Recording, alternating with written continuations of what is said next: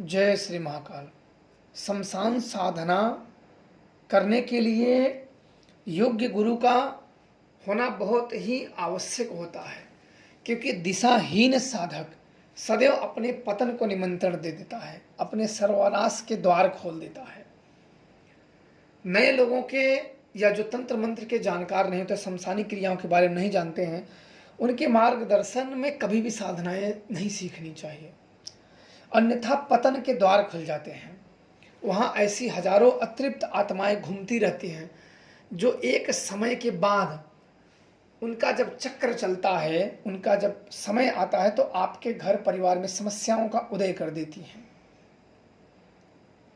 नए साधक के साथ इसलिए नहीं सीखनी चाहिए कि योग्य गुरु के मार्गदर्शन में जिसे उसके पूर्ण ज्ञान हो, जो मरघटियों को खुश कर दिया हो, जो भैरव बाबा की कृपा प्राप्त हो, और अन्य ऐसी गुप्त क्रियाएं होती हैं, वहाँ की शक्तियाँ निवास करती हैं जो बिना जाने अगर आप वहाँ बैठोगे तो आपका पतन निश्चित है।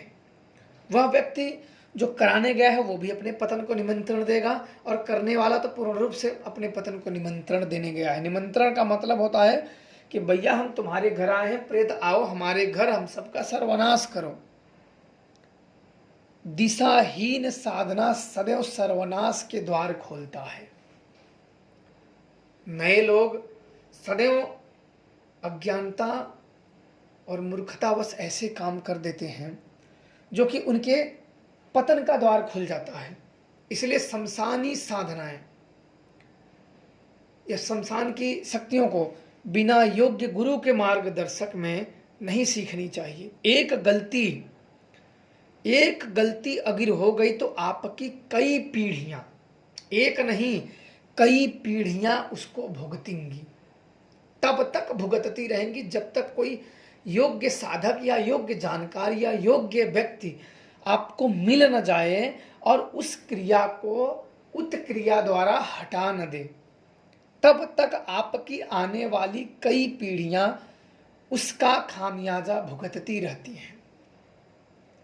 इसलिए कभी भी शक्तियों के लालच में, किसी व्यक्ति विशेष के लालच में, किसी कार्य के उद्देश्य की पूर्ति के लालच में ऐसे कदम बिल्कुल ना उठाएं, या ऐसे धूर्त लोगों के साथ साधना बिल्कुल ना करें जो साधनाओं का ज्ञान ना हो।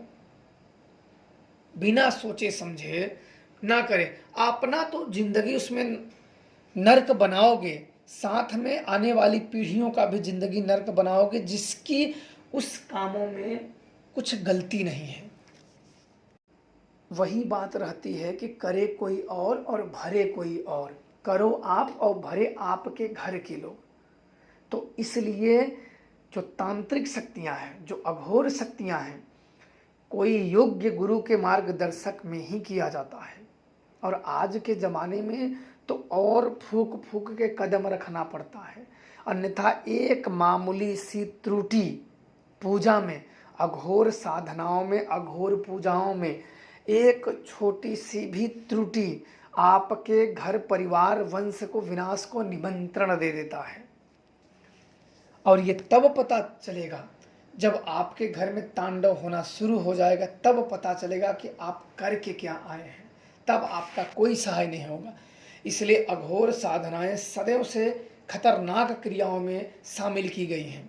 बिना सोचे समझे, बिना जाने परखे, बिना योग्य गुरु के मार्गदर्शन में ऐसी साधनाएं बिल्कुल ना करें, अन्यथा वह व्यक्ति अपने पतन का द्वार खोल देता है।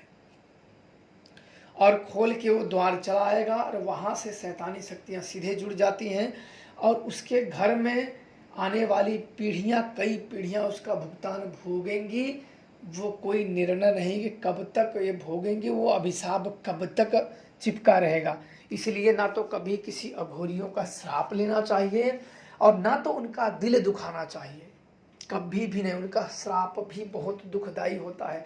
श्राप लग गया तो उसे हटाने के लिए कोई भी ऐसा विधान नहीं है, कोई भी ऐसा मंत्र नहीं है, कोई भी ऐसा योग क्रिया नहीं जिससे उस श्राप को टाला जा सके, क्योंकि गुरु का श्राप एक महापाप की तरह होता है। याद है ना कि भगवान श्री कृष्ण को गांधारी ने श्राप दिया था। वो तो स्वयं भगवान थे, नियम से परे थे, लेकिन सहसा स्वीकार किए थे। तो इसलिए ये मत सोचना कोई भी ऐसा धूर्त अगर बोले कि ये श्राप को, इस अभिशाप को ऐसे टाला जा सकता है, तो उससे सावधान रहना।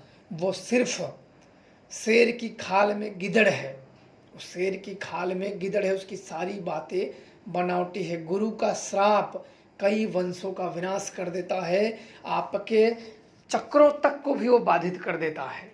और जो शक्तियाँ, क्योंकि उससे निकला हुआ, जैसे कोई हम बोलते हैं ना कि जाओ आज से तुम ठीक रहोगे, व्यक्ति ठीक हो जाता है। अगर उसी मुंह से बोलो कि जा आज से तेरा सर्वनाश के दिन शुरू, आज से तेरे सर्वनाश के द्वार खुल गए हैं, तो वो उसके सर्वनाश के द्वार खुल जाते हैं।